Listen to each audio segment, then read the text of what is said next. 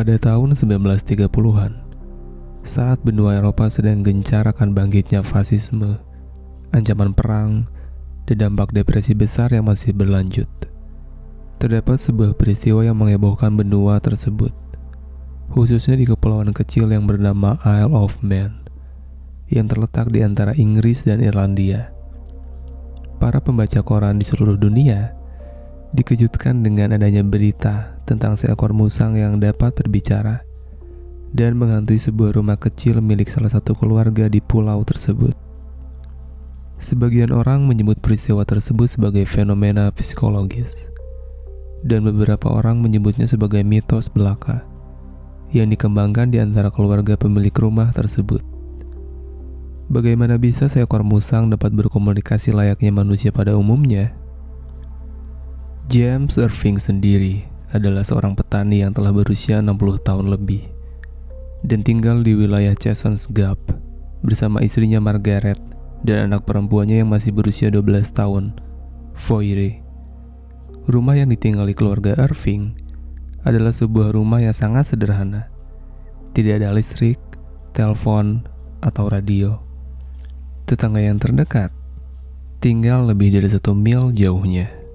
Namun kehidupan keluarga petani yang sederhana ini akan segera berubah pada bulan September tahun 1931. Semuanya bermula ketika keluarga Irving mendengar suara-suara aneh pada malam hari. Suara itu terdengar seperti suara tiupan, meludah, atau menggeram yang datang dari belakang panel kayu di dinding rumah. Dinding rumah James memang dilapisi oleh papan yang menyisakan ruang selebar beberapa inci. Sehingga ia mengira kalau suara-suara itu dihasilkan oleh seekor tikus yang berhasil menyelinap. Jadi ia mencoba menemukan sumber suara tersebut supaya bisa mengusir makhluk pengganggu itu. Namun usahanya sia-sia. Beberapa hari kemudian, suara itu kembali muncul. Lalu James memasang perangkap dan racun tikus. Kali ini pun usahanya sia-sia. Hingga beberapa hari berikutnya, suara itu masih sering terdengar di dalam rumah. Dalam keputusasaannya mencari cara untuk mengusir makhluk itu, James mengeluarkan suara menggeram seperti anjing.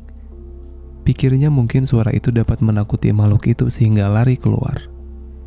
Di luar dugaan, makhluk misterius itu menggeram balik, namun tidak kunjung keluar dari tempat persembunyiannya. Ini adalah awal mula dari Gav the Talking Mongoose. Hari-hari berlalu, dan makhluk yang tak terlihat ini mulai sering meniru-niru suara berbagai hewan. James hanya perlu membunyikannya, dan ia akan mengikutinya. Suatu hari, seakan-akan bosan dengan suara hewan, makhluk itu mulai mengeluarkan suara-suara seperti seorang bayi yang sedang menggumam.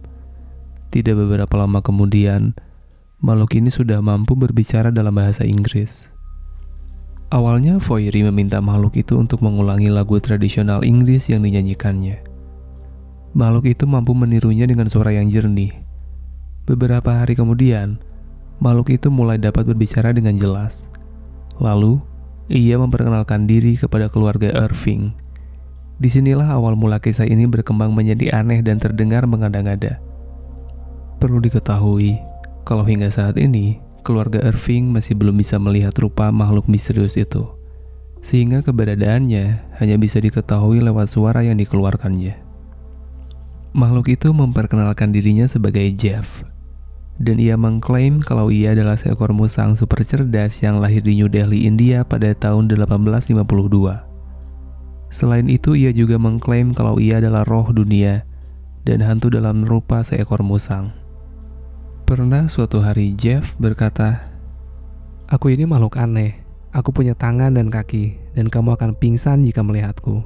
Kamu akan diam membeku dan berubah menjadi batu atau tiang garam." Mendengar ini, entah apa reaksi keluarga Irving, namun sepertinya mereka mulai menyukai makhluk unik ini. Sejak itu Jeff mulai sering bercakap-cakap dengan keluarga Irving, terutama dengan James dan Foyre. Namun ia agak kurang bersahabat dengan Margaret. Setelah cukup lama membangun komunikasi, Jeff menjadi lebih terbuka dan mulai berani menampakkan dirinya. James dan Margaret diizinkan melihatnya sekilas, dan hanya Foyri yang boleh menatapnya secara langsung. Foyri menyebutkan kalau makhluk itu hanya seukuran tikus kecil, memiliki ekor panjang, berbulu lebat, dan tubuh yang berwarna kekuningan. Karena sudah menjadi bagian dari keluarga Irving, Jeff diberi tempat di kamar Foyri, di salah satu partisi kotak yang ada di situ. Keluarga Irving menyebutnya tempat pertapaan Jeff. Pada siang hari, Jeff sering keluar rumah sambil menumpang bus dan mengelilingi pulau. Malamnya ia kembali ke rumah dan membagikan informasi dan gosip yang didengarnya kepada keluarga Irving. Ia juga sering membacakan beberapa bagian dari surat kabar lokal mengenai Jeff. James pernah berkata, "Jeff memanggil saya dengan istri dengan nama Kristen kami. Pendengarnya sangat luar biasa, sehingga tidak ada gunanya kami berbicara dengan berbisik. Ia bisa mendengar suara bisikan dari jarak 15-20 kaki jauhnya, mengatakannya kepada kalian, dan mengulanginya sama persis." Bukan cuma sekedar membagi gosip dan informasi, kadang Jeff juga pulang sambil membawa kelinci untuk dimasak. Sebagai imbalan, Margaret akan memberinya biskuit dan coklat. Jeff juga suka dengan sosis dan daging babi. Makanan itu biasa ditaruh Margaret di palang dekat langit-langit dan Jeff akan menyelinap keluar untuk mengambilnya. Selain kebiasaan itu, Jeff juga suka menyanyi dan bisa menyanyikan bagian dari lagu tradisional Spanyol serta lagu himne. Walaupun karakternya cukup periang, kadang perangai Jeff juga bisa berubah dengan tiba-tiba. Suatu hari ia memaki James karena dianggapnya terlalu lambat membacakan surat kabar pagi untuknya. Saat itu ia berteriak, "Baca itu, kamu terlalu lambat untuk itu." Jeff juga pernah mengeluarkan suara geraman selama 30 menit tanpa henti, dan mengakui kalau ia melakukannya hanya karena usil. Bahkan Margaret yang baru pulang pernah dilemparinya dengan batu. Margaret berteriak, "Apakah itu kau, Jeff?" Jeff berkata, "Iya, Maggie penyihir. Perempuan Zulu, perempuan Honolulu." Entah bagaimana awalnya, namun kisah Jeff mulai tercium oleh media yang kemudian mulai memberitakannya. Kebanyakan dengan nada mencemooh. Walaupun begitu, pemberitaan ini telah membuat ketenaran Jeff terus menyebar hingga ke London. Namun pemberitaan yang sangat gencar itu malah membuat Foyri sering mengalami ejekan di sekolahnya. Awalnya oleh media-media, kasus ini dikenal dengan sebutan Dalby Spook. Pada saat itulah, kisah Jeff mulai menarik perhatian banyak peneliti dan paranormal. Salah satunya adalah Harry Price. Mungkin Jeff tidak suka dengan ketenaran. Ketika berita mengenainya mulai menyebar, ia mulai jarang berbicara. Dan ketika Harry Price muncul di kediaman Irving untuk mengadakan penelitian, ia hanya disambut kesunyian. Jeff tidak pernah terdengar lagi. Pada tahun 1945, Margaret dan Foyri pindah ke kota lain setelah kematian James Irving.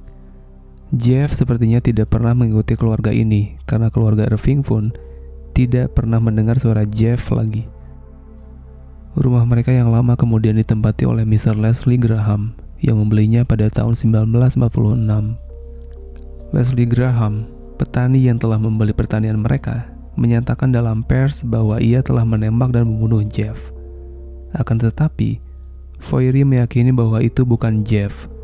Tidak berapa lama setelahnya, Mr. Graham meninggalkan rumah itu, dan rumah keluarga Irving akhirnya diratakan dengan tanah. Pada bulan Juli 1935, editor The Listener, Richard S. Lambert, dikenal sebagai Rex, dan paranormal Harry Price pergi ke Isle of Man untuk menyelidiki kasus ini, dan menghasilkan buku berjudul The Haunting of Jason's Gap, A Modern Miracle, yang terbit pada tahun 1936. Mereka menghindari mengatakan bahwa mereka percaya cerita ini. Akan tetapi mereka juga mempunyai pendapat secara objektif. Mereka tidak menuduh keluarga Irving mengarang cerita, namun mereka juga tidak mempercayai kisah itu begitu saja. Buku ini menceritakan bahwa dalam beberapa kesempatan, Price mencoba untuk meneliti bukti fisik keberadaan Jeff. Misalnya keberadaan selai rambut yang ditemukan. Rambut tersebut kemudian dikirim ke Julian Huxley dan Martin Duncan. Menurut hasil pengamatan mereka, itu adalah rambut anjing. Pada tahun 1939, Price menemukan sebuah rambut yang ditemukan di Julian Huxley dan Martin Duncan. Menurut hasil pengamatan mereka, itu adalah rambut anjing. Menurut hasil pengamatan mereka, itu adalah rambut anjing. Menurut hasil pengamatan mereka, itu adalah rambut anjing. Price menduga rambut itu milik anjing gembala Irving yang bernama Mona.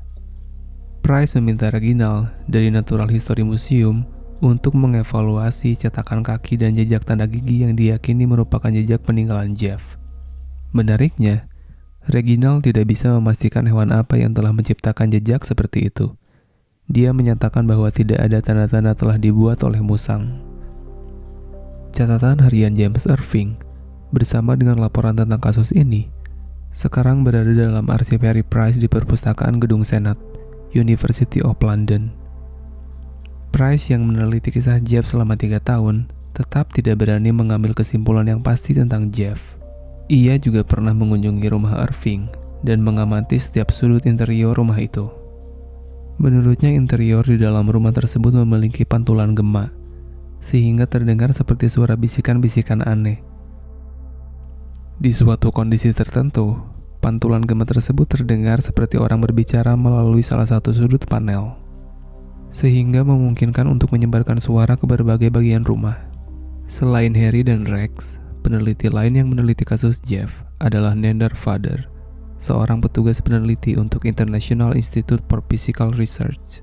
Dia pernah mencoba tinggal di rumah Irving selama seminggu, akan tetapi dia tidak menemukan keberadaan Jeff. Menurut Nender, keluarga Irving adalah orang yang tulus dan jujur. Ia percaya kalau mereka tidak merekayasa kasus ini. Nender juga tidak pernah percaya kalau kasus Jeff adalah kasus paranormal, karena Jeff tidak pernah menunjukkan kekuatan paranormal. Menurut Nender, Jeff hanyalah hewan kecil yang bisa dipoto dan disentuh. Setelah meneliti semua bukti yang ada, menurut Nender, salah satu jawaban yang paling mungkin adalah Jeff benar-benar seekor musang yang sangat-sangat cerdas yang dapat berkomunikasi dengan keluarga Irving. Walaupun tidak berapa lama kemudian, Nender mengkoreksi pendapatnya dan mengatakan kalau Jeff bisa saja adalah James Irving itu sendiri. Dengan kata lain, James Irving mempunyai kepribadian ganda. Apakah keluarga Irving telah menciptakan sebuah kisah fantasi? Memang sebagian orang menyebut kisah ini sebagai sebuah karangan yang diciptakan oleh keluarga Irving. Kathleen Green, salah seorang teman masa kecil Foyeri, pernah mengatakan dalam wawancara radio kalau Foyeri adalah seorang ahli suara perut yang mahir. Bisa saja Foyeri telah menciptakan rekayasa ini tanpa diketahui oleh orang tuanya. Namun, teori ini dibantah oleh banyak penduduk pulau yang dalam beberapa kesempatan pernah mendengar Jeff berbicara.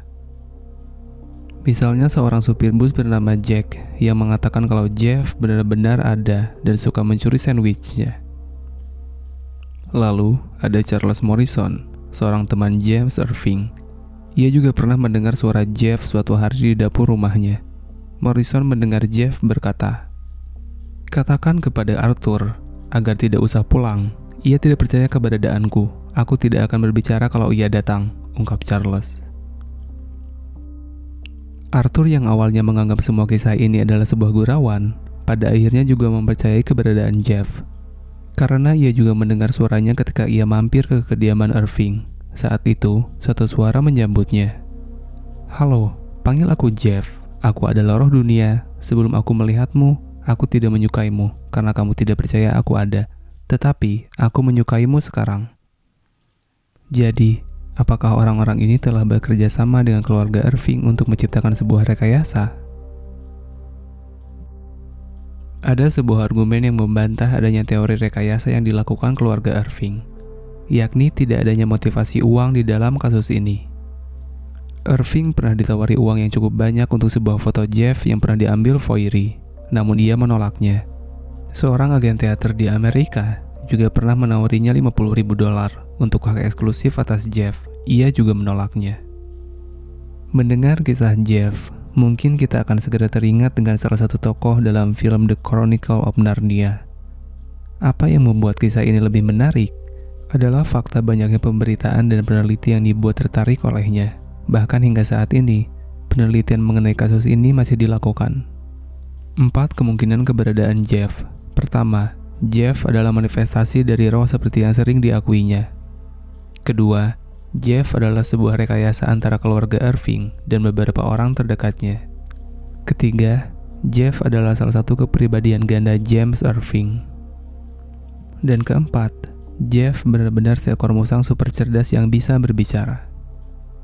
Belakangan diketahui kalau 20 tahun sebelumnya, beberapa penduduk pulau memang mengimpor musang-musang dari India untuk mengurangi populasi tikus di pulau itu.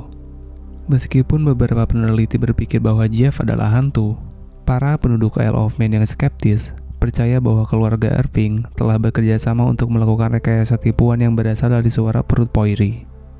Seorang wartawan dari Isle of Man Examiner menulis bahwa ketika ia mengetahui Poirot membuat suara-suara, James Irving mencoba meyakinkannya bahwa suara datang dari tempat lain.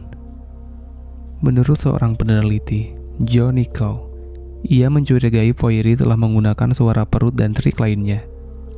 Sebuah trik yang dilakukan oleh salah satu anggota keluarga dan wartawan yang mencari sebuah berita yang mempengaruhi penggemar kisah paranormal menjadi mudah dipercaya. Pada tahun 1970, Walter McGraw, seorang reporter dari majalah Fate, berhasil melacak Poirot Irving untuk diwawancara. Pada saat itu, ia tetap bertahan pada kesaksiannya mengenai Jeff. Saat itu aku adalah seorang yang pemalu, dan Jeff mengajariku untuk bertemu dengan orang-orang yang tidak berani kutemui. Ada yang mengatakan kalau semua ini adalah rekayasa karena aku mempunyai keahlian dapat menggunakan suara perut.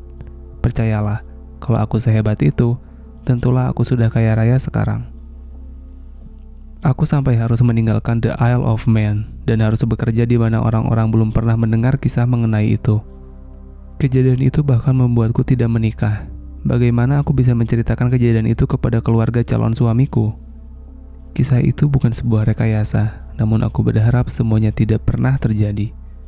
Ya, memang ada hewan kecil yang bisa berbicara dan melakukan banyak hal. Ia mengatakan kalau ia adalah seekor musang dan keluarga kami memanggilnya Jeff.